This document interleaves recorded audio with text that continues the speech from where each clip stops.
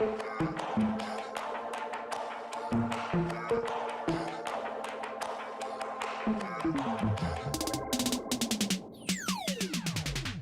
to the Leadership Roundtable, a podcast with Dr. Conway Edwards. We are so grateful that you joined us today. Want to encourage you throughout this time to go to our webpage, visit 1cc.com/leadership roundtable, where you can download resources, show notes, and check out other podcasts. Today, I'm here with the man, Dr. Conway Edwards, and we're here to talk about the fact that all of a sudden, a finger was snapped and we're all church planners again. That's exactly right. And ladies and gentlemen, I'm here with the man, Pastor Matt Anderson. And here we go. We're going to talk a little bit about what does it feel like to replant the local church. We were scattered. Now some people are beginning to come back, but it's an entirely new world with digital and physical. And now everybody is in church planting mode. That's right. And whether, this kind of applies to business too. You need to think of a third. As we've come back, as we've reopened, as everyone has, you're probably roughly experiencing about a third of the people coming back as they used to.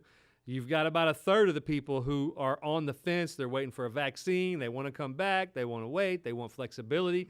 And then you've got a third of the people who are not coming back. Say bye-bye. That's right. They're gone. They want to stay digital. And they're not coming back. So we've got a third, and we've got to now re-engage. That's right. And figure out how to connect. I think we should talk a little bit about that last third who's not coming back. They're not coming back for multiple reasons. One, we meaning the church, has improved so much on our digital content that they find it so much more experientially better for them if they watch it from the comfort of their home. Some have decided that, they might have gone to another church that never shut down, and they just decided, I'm going to like that church a little more because they kept me during this pandemic, and so they're not going to come back. Some people, their jobs either have lost it or got new opportunities, and so now they're gone because they've moved out of town and gone somewhere else. So there are a myriad of reasons why some people, Matt, might have just gotten disenfranchised with the church and believe that the church has no place in their lives again, and so they're gone. So whatever the reason, what you need to be aware of is that a lot of people are not coming back anymore, and so now you have to re-engage by being a church planter again. And truth be told, for the last 8 months, we've scrambled to teach people that it's okay to stay at home. Right. This is just as good as it used to be. Right. We've trained everyone over 8 months. Presence has changed. It used to be you had to be here to be present. Now you can be at home and be present. So we've trained everyone. Yep. And now here we are, time to come back, and we've all got new habits, new ways of life, new or rearranged priorities. We really, really have. And as the church has scattered, now the question is, how do we begin the process of slowly pulling back together? How do we re-engage the body with regular rhythms and habits that are healthy, not just for the individual, but for the family? What does that look like? And what kind of mindset do we need to have in this season as pastors, as ministry leaders, as small group leaders, as kids ministry leaders and student ministry leaders? What kind of mindset do we need to have? And what are some of the things that we should be focused on if you're going to replant this church successfully? So that's really what we're after, because you need to be processing the fact that we're not going to come back fully until perhaps fall 2021. So that's September 2021 when you'll be back to where you were before COVID. And that's just an assumption if we can handle and get a hold of a vaccine quickly to keep the number of people that are getting sick as low as possible. So Pastor Matt, what are you thinking? We want to talk a little bit about what we just shared is what does it look like to be a church planter or to have that mindset. Some of you may be church planters, you may be entrepreneurs, or maybe you think you've worked so hard to where you never have to go back to that. Yeah. Well, right now you're back to that. Or maybe you've never been a church planter or you've never started from scratch. You've now got to figure out what it looks like to get down in the trenches and to go hard like you're starting over from scratch. So we have a few things we want to share with you, about 10 or 11 ideas or thoughts about what it means to be a church planter, to have this entrepreneurial mindset. So number one, is everyone. You need to have an owner's mentality or an owner's mindset. You bet. So what we had to do for this, for all these 11, is we had to go back to when we first planted a church and simply ask the questions: what did we do? What were we engaged in on a daily basis? And so these 10 come out of what we had done and what we have re-engaged and has now begun doing as a church and as a leadership team, which makes it imperative that you think as a church planter and re-engage people. So the first one, Pastor Matt, you said, was having an owner's mentality. You can tell the difference whenever you go into any store if you're talking to the owner or if you're talking to somebody who works there. You can just tell. Oftentimes, I will walk into a restaurant and just watch what's happening, and I'd go to the person and say, "You're the owner of this place, aren't you?" And invariably, they'd say yes, because everything matters to the owner.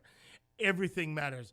Seeing it through the eyes of a new person matters. Seeing how the food is prepared matters. Seeing how they get the food and put it on the plate matters. Seeing how they take it out to the customer matters. All of it matters. And so for you and I, we have to now try to train all our team members that we should be thinking like owners. What does that mean when it comes to the local church?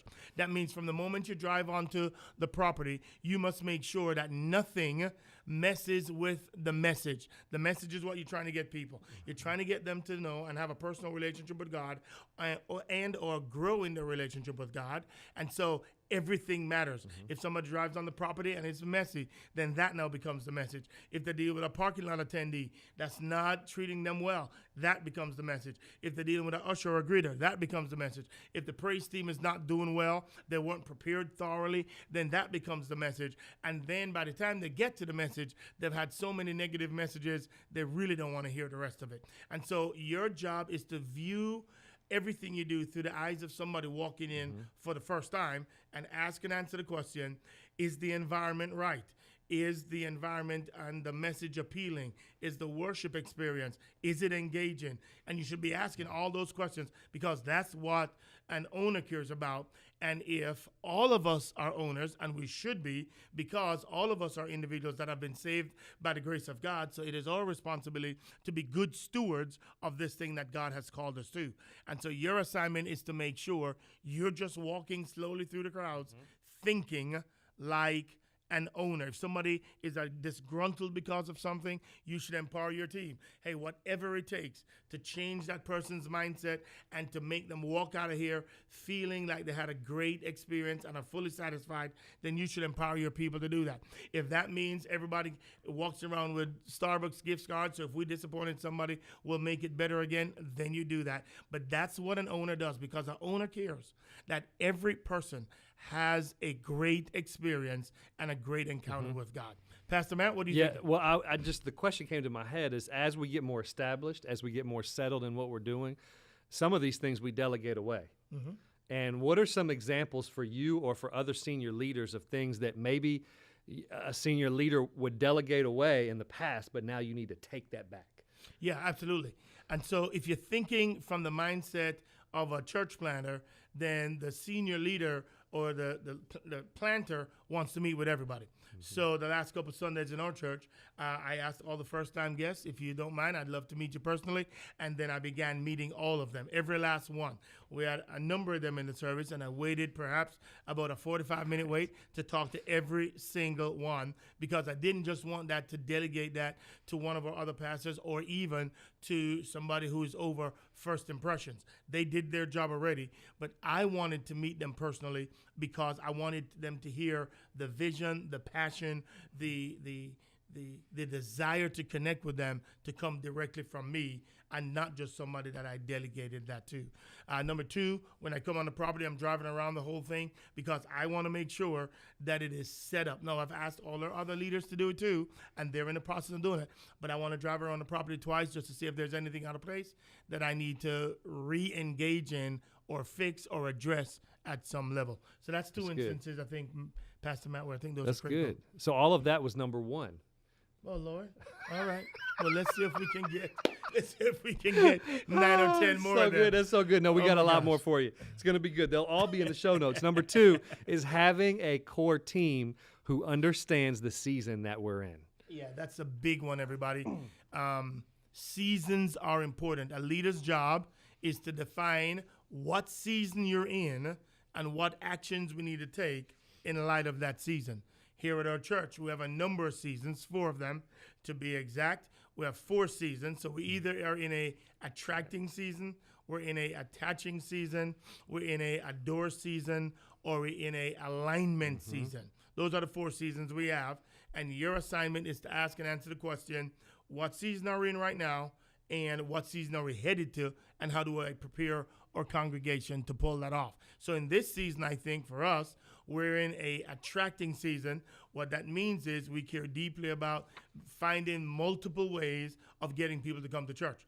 What that means is we're trying to figure out how we're going to make people aware of what we're doing, that we're here, that we're open. How do we get people who have just moved in town to identify and give us a try as it pertains to our church? How do we get people to know that we're available, open, and ready to serve them and to meet their needs? How do we get people who are hurting to at least give us a try to see what Jesus Christ can do for them? So that's the season we're in. So we're getting all our teams geared up to do what we call outreach, to do what we call how do we connect with people who are far from God.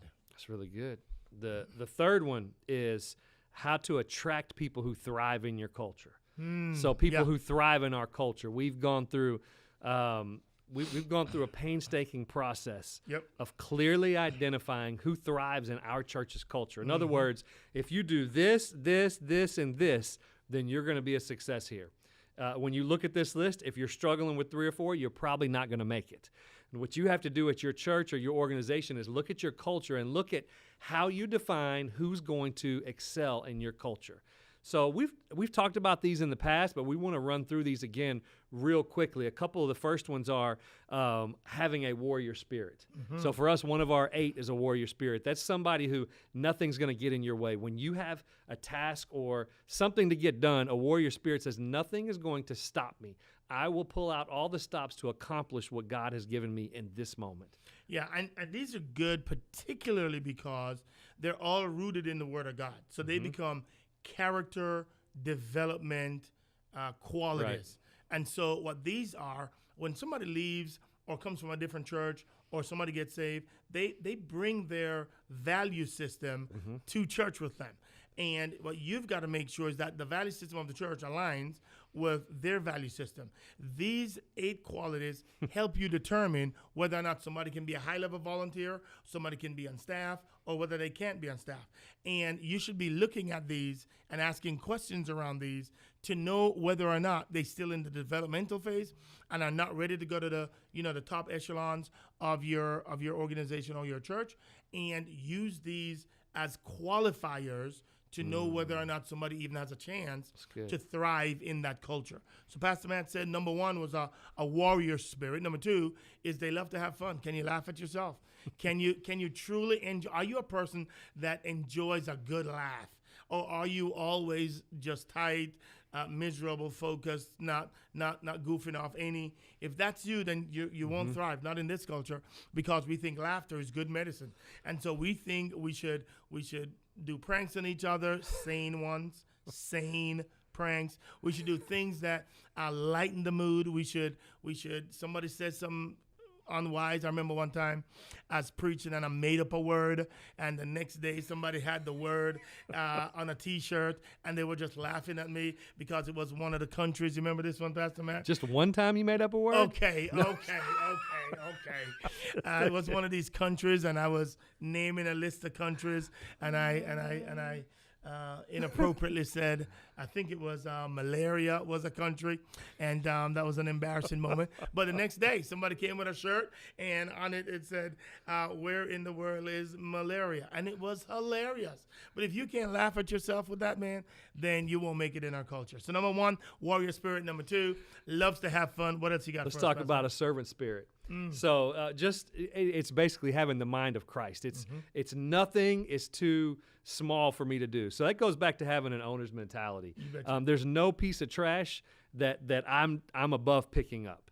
The way we say it here is nobody big, everybody small. So we have the mind of Christ that we don't come to be served, but we come to serve. And that's going to tell you a lot about someone right away, their heart of service. Yeah. Next one is you're on a mission from God. You believe that you've been sent by God in this season to meet the needs and minister to the people in this area. You're convinced of that. It's a done deal. And so you're creating a culture where everybody knows this is not for the faint of heart. This is for people militarily, like in the military, when they say, hey, we have a common enemy. That enemy is the devil, and he wants to steal, to kill, and destroy. And it's our assignment to know the word and then to pray the word and the promises of the word over people and to win people to Christ, grow people up in Christ so that they can find fulfillment, restoration, and healing. But to do that, you must realize that this is not just another assignment. You're on a mission from God. Right. Next one is grateful. Somebody who has a grateful heart. In other words, I'm just glad I have the opportunity to be what I'm doing. Yeah. God could have chose anyone, but he allowed me to be in this moment, in this opportunity, and I'm not going to feel entitled. I'm not going to feel like I'm owed something. I'm not going to feel like I deserve something, because when entitlement creeps in, gratitude and thanksgiving run away. So having a grateful heart, that I'm just grateful. I'm just great. If I can't find anything else, instead of complaining, what can I give thanks for in this moment? And, that's good. That's really good. The other one is teachability. How teachable are you? Can anybody teach you anything in any season? Do you look for feedback as a friend? Do you look at it as a gift? That somebody that's willing to speak into your life. They don't have to, but they're willing to share some information with you that could help you become a better leader. Are you open to it? Even if you disagree with it, will you take it, listen to it, assess it for yourself personally, ask a couple other people, hey man, have you seen this as well? Because if it's there, then I don't want to be that way. I didn't know I was coming across that way, and I want to be better at what I do. So let's go and let's grow and let's develop in that area. Right. Next up is SelfAware. A leader who excels in our culture is self-aware. In other words, you know what your strengths are. You know what your weaknesses are. You're fully aware of who you are. Now, I like to think of this, to me, this is kind of like, out of all of these, this is the trick one. This is like the curveball, because really, it's near impossible to be self-aware unless you live in the context of community. That's right. So we have to have others around us to help us become self-aware, because we can't see our blind spots. Yeah. So having others around us to help teach us, to help expose us to where our blind spots are, so that we can be fully aware of ultimately knowing where am I weak, where am I strong, and be willing to take coaching whenever we can. That's good. Rejects negativity. That just means that what we're saying is we don't want to see negativity at all. Anything you have to say to somebody, this is so important. Anything you have to say to somebody, if they can't fix it, then you're being you're gossiping. So that means you should only be talking to somebody negatively about somebody else if they can address it, if you can, if you have already gone to them first, Matthew 18 them, have the conversation, take the log out of your own eye, gone to them, have the conversation. If not, then you can't just be a trash can and dump it to somebody else so that they can take it up. Your assignment then is wherever we see it as a culture, we shut that down, because that's not who we are, that's not what we're wanting, and that's not what we want to see.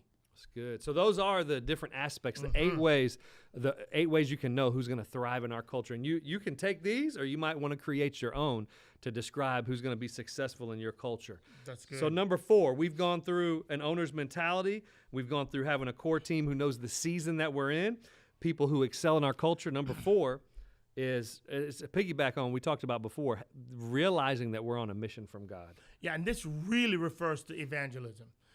The reason you got into ministry in the first place is because you want to see lost people found.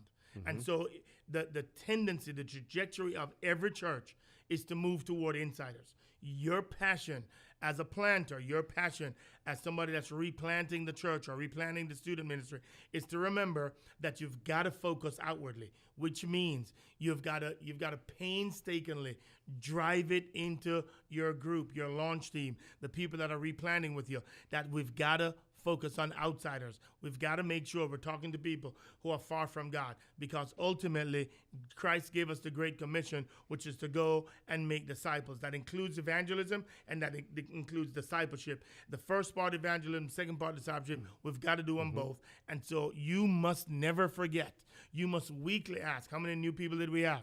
You must weekly ask your teammates, how many new people did you meet that you never knew before that now you're engaging in?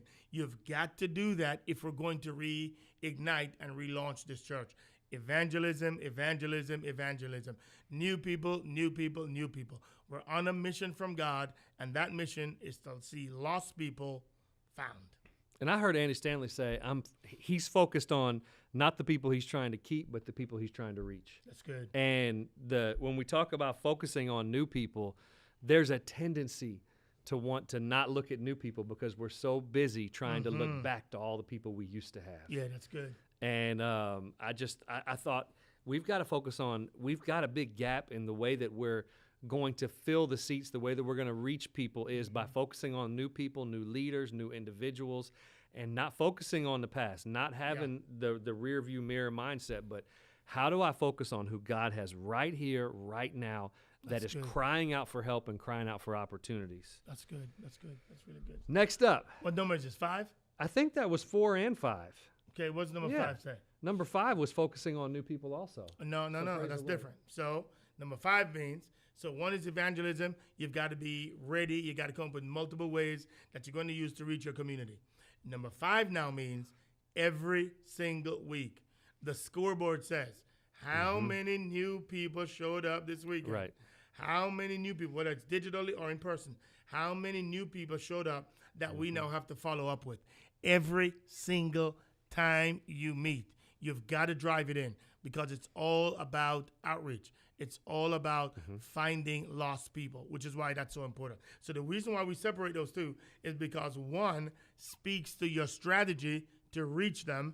2 speaks to your accountability as to whether or not they showed up in church. And if they did, now that ignites a system of how do you assimilate them into ministry or apart from that. So number 4 addresses the issue of what are your strategies? What are you going to do social media wise? What are you going to do just doing raw, cold evangelism? What you going to do in whatever strategy, flyers, whatever you want to do, but you've got to reach people. The other one talks about how do you hold people accountable individually now to make sure they brought people, and then when they do, what's your system of attaching them to the system? All right, what else you got? That's number 6 is. Number 6 then leads into how do we attach new people. It's attaching new people to small groups and to serving opportunities. That's it. So we're moving now away from our rhythm of attracting to now we're trying to attach them. This is huge. Church planters, newly crowned and anointed church planters, don't ever forget it. You've got to ask, how many new small group leaders do we have? How many new people do we have that are over ministries that people can serve with? Because now you got to attach them to something. And if you're not attaching them, then you don't know how you're doing. Because people come to a church for the communicator, they stay at the church for the relationships. So you need to make sure you are creating healthy relationships for everybody. If you see somebody that doesn't have a relationship, they won't be at your church long because they're going to find relationships. And when they find them, they're going to attach to them. So your assignment is to make sure that that's what you're trying to do and that's how we're trying to lead in that direction. So small group leaders, if I were you, I would want to make sure I have a new small group leader that we're developing, depending on the size of your church. Every month you have one, or depending on the size of it, maybe you want 10. But you've got to be going after small group leaders because they're the ones, as the church reopens, as the church relaunches, those who are not attached to small groups, you must make sure that they get attached. All right? That's good. That's good. Number 7 is we've got to have clear systems. Lord have mercy. Clear systems for everything we do. The reason we have systems is so that we don't have to guess when we get in the middle of a situation. That's good. When you have systems predetermined, you know what to do in every area of ministry, in every area of what you're doing, every next step someone takes. So just a handful of systems you need to have prepared and ready. Yeah, you need to have a worship system. What's your point with worship? When somebody comes to the ministry, you should have the system that you can show them. Here's what we're trying to do. When this is working flawlessly, this is how it happens. You need to have a first impression system. When somebody comes for the first time, are they going to give us their information before they show up? What does that do? Does that ignite and initiate a series of emails that go out to them? Are they going to get a gift? Are you going to send some to them that Sunday evening? What does that look like? You've got to have a student system. You got to have a kids system. You've got to have a outreach system. What's your strategies for outreach? But all these systems are important. One, so you have clarity around what each person is doing. And then number two, so that now we can inspire people and fill the roles that it takes to manage each of these systems, so that once you get the people into it, there is a system and a rhythm at work to make sure they're headed in the right direction. All right? What else we got after that? All right, we're getting close, y'all. Number 8 is we want to reinforce. After we've done all these, reinforce our culture. My. Culture, culture, culture. Culture is everything, man. Can the people that are new, that are coming from other environments, can they fit our culture? Can they? Everybody's culture has a cadence to it. Can the people that are coming in fit that cadence? Everybody that has a culture has a way in which we kind of meet. There's a chemistry to it. Can they fit the chemistry of your culture? Can they run at the same pace that you guys are running? Can they gel with you guys the way that your team currently gels? Not everybody can. Not everybody is right for every culture. Your assignment is to make sure that that culture is completely defined, so you know who you are and you know who you're not, so that when people come and they're not who you are, you know, hey man, there's a church down the street that works perfectly for you. I think you should go there. This is who we are as a church. That should be defined. That should be clear, so that your people come in and you know before they even start matriculating into your system, you know whether they're going to make it or not because of the culture that you have. And that you reinforce. Yes. Over and over, that we celebrate, that we show others this is what it looks like to be doing well in our culture. Number 9 is to have a well-defined leadership pipeline. Lord have mercy. And asking how many people every single week are going into that pipeline. So once you have your systems in place, I want you to think about it like a bicycle. There are only 2 pedals that you're riding. The pedal number 1 used to be seats, or do you have enough capacity? Right? With a digital world, now that opens up a little bit, and this won't become as much an issue anymore, because when you're doing buildings, you're using millions to reach thousands. When you're doing digital, you're using thousands to reach millions. So your assignment is make sure that the first pedal, you have enough seats, or you have enough digital bandwidth to reach as many people as you can. The second pedal in the bicycle of the church ministry is, do you have enough leaders? Whether that's worship leaders, whether that's children's ministry leaders, or whether that's pastoral team, all that. Do you have enough? And if you have enough leaders and enough seats or enough experiences, then the bicycle works perfectly. And it keeps going and it keeps going because you have enough leaders. Where we get stuck is when we don't have enough leaders in the pipeline to step into the gap to keep the bicycle going. Now you've lost momentum because your leadership pedal has come off, and you don't have enough people to help you lead what God has asked you to steward. That's good. Well, we've talked a lot leadership and a lot strategy and systems. Number 10 is talk about what it looks like to have an emphasis in prayer. No, that's good, because this is so very vital. And when you're doing leadership talks, people usually assume that, but when you're doing church planting, it's the whole ball game. It's not by might nor by power, but by the Spirit of the living God. So all of what you do is dependent on what God is doing in your life and the favor of God being upon your church and you as the leadership team, which therefore means you've got to have days of prayer. You've got to have moments of prayer. You've got to ask everybody to be fasting, rhythms of fasting, because what we're doing is a supernatural act. It is not something you can do in the flesh. It's something you have to do in the spirit, which means you need the Spirit of the living God flowing through you to be a blessing to other people. And so earnestly praying. If you're the main planter, then you need to be praying like crazy and asking God to remove the hidden barriers that you can't even see, but they're there. And it demands that God removes them so that you can keep moving forward. Yeah.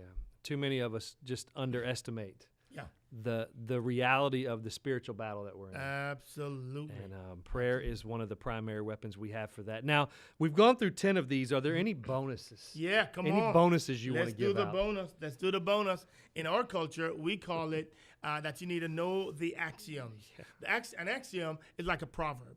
It is something that lets you go further faster. It's something that lets you cut through the fog. It's something that removes all the excuses so that you can lead courageously and lead quickly. And so we have about 30 of these axioms that we ask our leaders to know, and they really make a difference because when you memorize them, they become second nature in your thinking. And so when you're leading other people, you know exactly what to do, when to do it, how to do it. So, Pastor Matt, why don't we give a couple of them, maybe 4 or 5 of these axioms that we think are helpful. Most of them come from a leadership book that our team read probably 5 or 6 years ago or so, and we think they're vital because it helps us go further faster. So let me start with one.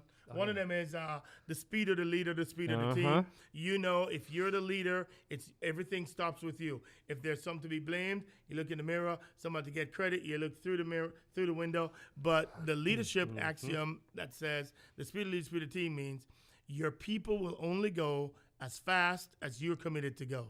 Your people will only work as hard as you're willing to work. Your people will only, they'll do whatever you do in essence. And so invariably I hear people saying, you give a lot of excuses why you can't do stuff, but you expect all your volunteers to go at a faster pace than you and sacrifice more than you. It just won't happen.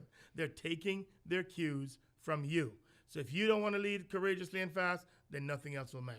So another great one that we say a lot on our team is performance buys freedom. Oh, my goodness. Performance buys freedom. One of the greatest indicators of future results is past results. So anybody on any team, the more you perform, the more the results you have, the more freedom. Because after you've proven yourself that you're going to be faithful, that you can have freedom, then all of a sudden results become what matters. And we don't care how you do it. Just get it done. But somebody who's not getting results should not be the person saying, I need more time off. Correct. You got it. You got it. Here's another one. Pay attention to hellos and goodbyes. As leaders, we're always asking people for stuff. We're saying, hey, man, do this for me. Hey, do this for me. Hey, do this for me. So you got to maximize your moments, your 5-10-minute moments before a meeting and after a meeting to make meaningful connections so people don't feel like you're using them and that you don't care. Your assignment is to make sure when you walk in that room, first 5 minutes, you try to touch everybody, see how they're doing in the most sincere, authentic, and present way, and make a meaningful connection so that the next time you ask them for something, it doesn't seem as if you're always asking, you're always pulling something from me, but seldom depositing anything in me. What else you got, Pastor? I want to ask you about one. There's one called the Tunnel of Chaos. Oh, that's almost my favorite. I think you thrive in the tunnel. I do. I do. What is the Tunnel of Chaos? Yeah, let's talk about that one for a moment. This one's really good, and if you ever have the opportunity to lean into it. So I believe that healthy Christians don't back away from conflict. They actually move toward it. I think if you're healthy, you've got to love your brothers and sisters enough to not hide behind something, but to genuinely and lovingly move towards something. So if you see a character flaw in your brother or sister and it's showed up a couple of times now, I think it's your responsibility to go through the tunnel.